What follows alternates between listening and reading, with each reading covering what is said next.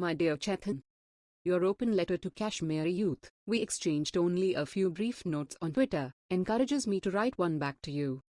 Let's first list the stuff we broadly agree on. You're absolutely right that the army has a massively difficult and thankless job fighting a battle not of its choosing or making, especially when any solution must be political and not militaristic. I have no disagreement with your argument that Pakistan is hardly the ideal alternative as an imagined homeland, especially given its rising extremism and the sheer fragility of its democratic process. And there can be no two views on the return of Kashmiri Pandits to a land from which they were forced into exodus. My disagreement begins with the context in which you frame your advice to them. Something terrible is happening in the Kashmir Valley, you write. The recent events at NIT Srinagar only brought the situation to national attention.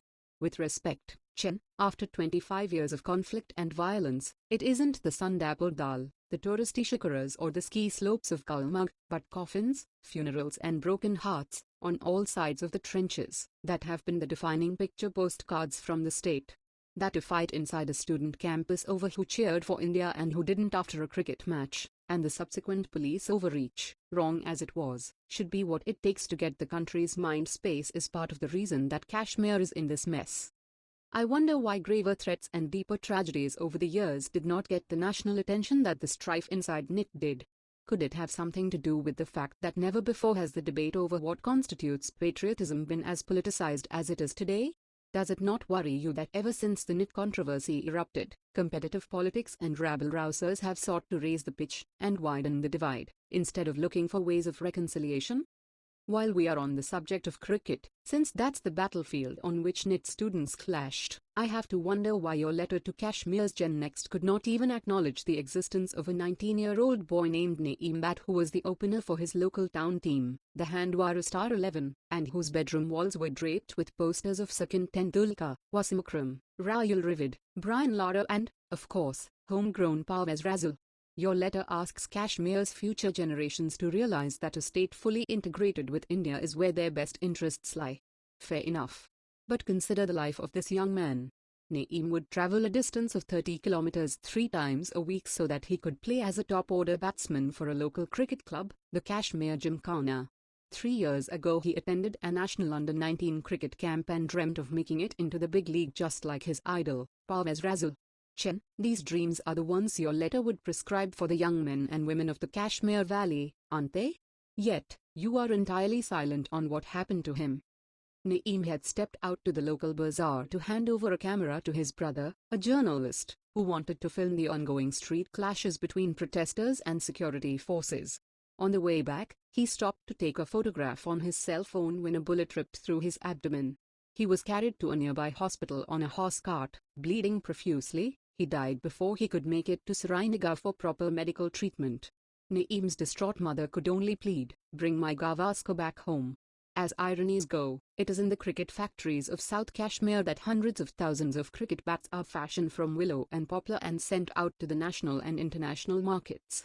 But instead of cementing relationships, as it could both at the micro level between Kashmiri and non-Kashmiris at NIT, or at a macro level between the valley and the rest of India, even, cricket has become a descriptor of conflict and dispute in Kashmir. Naeem's death is what your letter sweepingly calls collateral damage, but in using that phrase, do you not dehumanize him and the other civilians killed in this past week's clashes? Does your silence not in effect render them invisible and pretend they don't even exist? When I quizzed you on this, you tweeted me back, gracious and open-minded in tone, saying your focus was on the broad issue. But isn't rule of law, empathy, humanity, justice for all stakeholders key to any solution moving forward? Of course there is no discounting the cross-border patronage of terror groups and the worrying radicalism among a newer generation of Kashmiris. But to be in denial about the genuine emotional alienation among large sections of people doesn't help. You can't repair something if you don't first acknowledge it's broken. After my online debate with you, an admirer of your column sent me this tweet, @Dutt, why are you so sympathetic towards the Kashmiris? Is there any special motive? This to me encapsulates the breakdown between the valley and the rest of India. When we assert, as we must, that Kashmir is an integral part of India, do we mean only the land and not its people? What else can possibly explain the complete lack of interest in and empathy for the death of 5 people in Handwara, most of them incidentally in the same age group your letter targets? It's a good thing that so many rallied around in support of the non-Kashmiri students at NIT and protested at how unfairly they were treated. They even inspired you to write a letter. But were Naeem Bhatt and others like him not worthy of even your comment, leave alone your compassion? Quite frankly, in the aftermath of the Handwara clashes, compared to Twitter troopers, the army has shown so much more maturity and softness in its response, calling the loss of lives highly regrettable. Let's quit the fake binaries then. There is no contradiction between big respect for the military and the unequivocal condemnation of civilian deaths. Yes, the young teenage girl at the heart of the Handwara storm has now told a magistrate that no soldier molested her, the original allegation that spawned the protests. But as rumors and facts blur in a charged, volatile environment, it is incumbent upon all of us to be more sensitive, not less. Don't get me wrong. There is tragedy, violence and, above all, injustice on all sides of the Kashmir debate. As a reporter whose first beat, and first love, was Jammu and Kashmir, I have spent more than 20 years fiercely arguing against the politicization and polarization of grief in the valley. When I met Indu, the wife of Major Mukund Varadarajan, shortly after he was killed taking out 3 terrorists in an encounter in South Kashmir, I was overwhelmed by the stoicism and dignity of her courage. Similarly, when I met Muhammad Ashraf, the father of Tufail Matu, a 17-year-old boy killed when a tear gas shell hit him as he walked home from tuition classes, I could feel the depth of his despair and anguish. I have been called a jingoist and agent of the state when I have highlighted the sacrifices of our soldiers and the devastating loss their young families are left to grapple with when the body bags come home. I have been called a traitor and anti-national when I have focused on the violation of human rights or historical mistakes India has made in Kashmir. Actually, I draw some satisfaction that these contradictory labels have been used for me because it makes me think I am partially capturing the many shades of truth that define the state's complex reality. It is precisely this complexity that I believe was missing in your open letter. Slogans are small and irrelevant battles to fight over in a state where multiple ingredients have created a lethal mix, a neighbor intent on starting fires and fueling them, the challenge of terrorism, the threats of militants, the perils of what was once a mostly political separatist movement getting more and more Islamized, popular anger and alienation, sins of omission and commission by different governments in New Delhi, and an accumulated and unresolved stockpile of injustices on all sides. The complexity calls out for truth and reconciliation, not for shrill bombast by primetime anchors who are modern-day #warriors. Ask the men who really have to go to battle and they might tell you that if you genuinely care about the well-being of our soldiers, if you want to stop this senseless cycle of violence, you need a sustainable peace process in the valley. And what you need above all is the imagination and gentleness of Atal Bihari Vajpayee, who famously offered the Kashmiri people whatever was possible within the bounds of insanity. It is this humanism, Chen, that I had hoped your letter would have reflected, and didn't. Because without it, we are in danger of pushing a state already on the edge right over the precipice. And because when you play with fire, you sometimes end up burning down the whole house. I hope I may have changed your mind just a little bit. I will wait for your second letter to the Kashmiri people with interest. Dear Kashmiri friends, the ones who don't like India, I write in this open forum because something terrible is happening in the Kashmir Valley. The recent events at NIT Srinagar only brought the situation to national attention. Some students burst crackers when India lost the T20 semi-final. Many students were beaten for raising the Indian flag. Thereafter, bloody clashes have broken out in North Kashmir. I understand that there is little pro-India sentiment amongst locals in the Kashmir Valley. Many would rather the valley be on its own, some wouldn't even mind being with Pakistan. I will not judge you. Despite being a patriotic Indian, I won't hold it against you if you hate India. You must and do have your reasons for it. However, allow me to present another point of view. Allow me to tell you how your future will be best, on a practical basis, if the Kashmir Valley integrates and assimilates with India. This is not an emotional, political or historical argument. It is simply more rational for people in the Kashmir Valley who seek a better future to do it with India.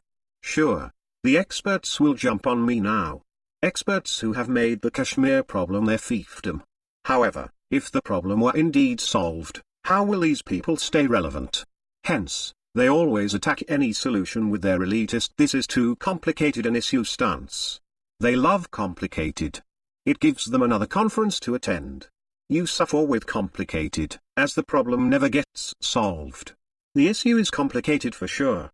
For those who don't know the Kashmir issue, here it is in a nutshell. India became independent. Princely states were assimilated. Jammu and Kashmir didn't accede. Pakistan attacked Kashmir, took half of it, and still controls it. Kashmir's ruler called India for help. In return for help, J&K became part of India, but with riders. J&K would have its own constitution, have more political independence than other states, while the centre would handle defence, foreign affairs and communications.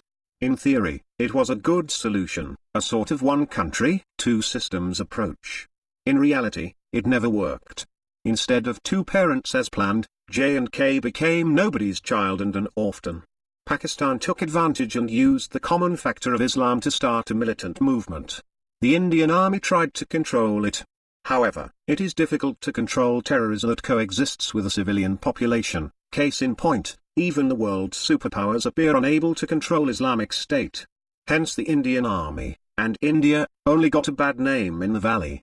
Thus the We Hate India slogans and perennially unsolved Kashmir problem.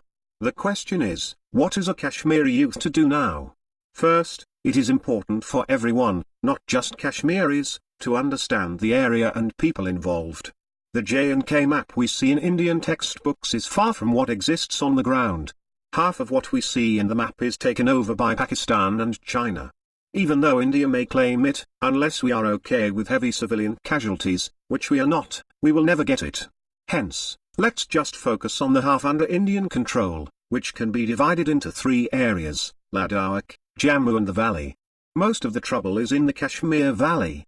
This is only around 7% of the area Indians see on the J&K map and approximates the size of Manipur. In terms of people it is 7 million, roughly the population of Chennai. The terrain is rugged and the area is completely landlocked.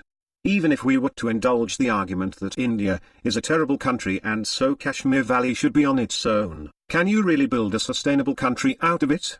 It will be a tiny stub in a troubled area, abused by both India and Pakistan.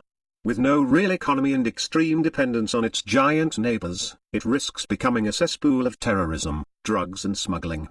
There is also a risk of its being taken over by fundamentalist Islamic forces.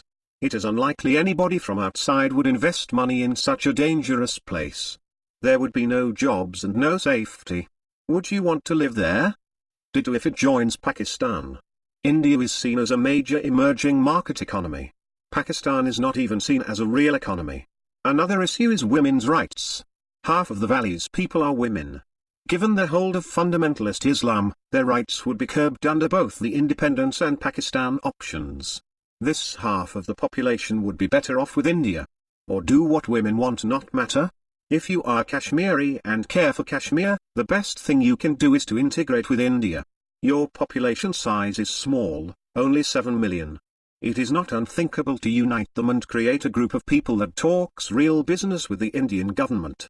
Your local politician won't talk assimilation, as he or she would rather hold more power than a typical state government in India. However, for you, the youth, the best bet is to make the valley truly part of India.